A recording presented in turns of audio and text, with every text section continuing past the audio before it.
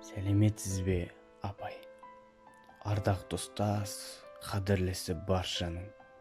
Боратты деп сөкпеңізші қаршамың. Амансыз ба? Қабырғаға қамалып, демалыстан демім бітіп шаршадым. Қиын соқты қыс аяғы көктемде, тыңдасаңыз дұрыс дерсіз өкпемді. Хат-хабарды онлайнмен алысып, дос емеспін бұрынғыдай доппенде.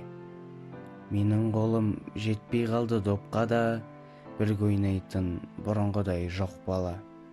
Төрт қабырға тұтқын қылды тұмшалап, теледидар қызық емес соткада. Өз үйіме секілдімін жат адам, жайшылықта батырым деп атаған. Үйде менен жалықты ма білмеймін, онша көңіл бөлмейтіндей атанам. Бұрын қалай ой түбіне жасырған, сіз екен ғой мерейімді асырған. Үлкендердің талабы да тым қатал, бұрынғыдай сипамайды басымнан. Оларға да оңай емес жаралы, үйде отырған күллі елді даланы. Бір сұрақты екі мәрте сұрасам, бар шәрі деп қолын сілтей салады.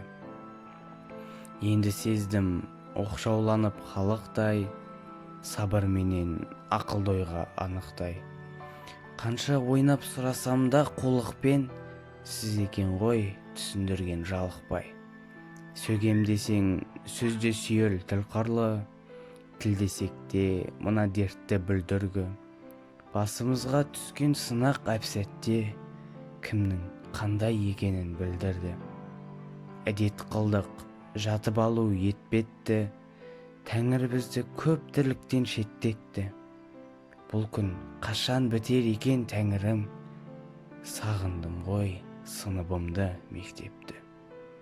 Ата-ананың үйде миын ашытқан, мен секілді көп шығар ол асыққан. Қолмен ұстап болмайды екен көргендей, қанша білім берсеңіз де қашықтан. Алғыстан көп ұшырайсың сынға да, шын түсініп беріп жатыр кім баға.